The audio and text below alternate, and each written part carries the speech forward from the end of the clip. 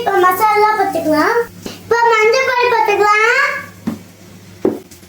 மிளகாய் பொடி போட்டுக்கலாம்.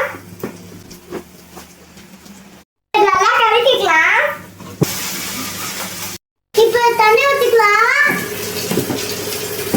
தேவையான அளவுக்கு உப்பு போட்டுக்கலாம். கப்பல் வச்சுட்டு உருளைக்கிழங்குல போட்டுக்கலாம்.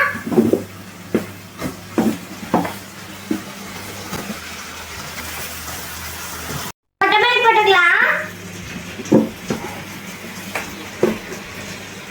இது நல்லா கலக்கிட்டு இப்படி போட்டு வேக வைக்கலாம்.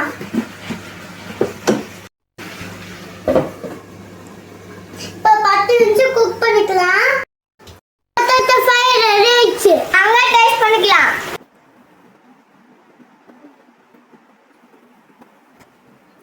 சூப்பர். சூப்பர். இதே மாதிரி நீங்களும் உங்க வீட்டுல இருக்க கிட்ஸுக்கு செஞ்சுக்கோங்க.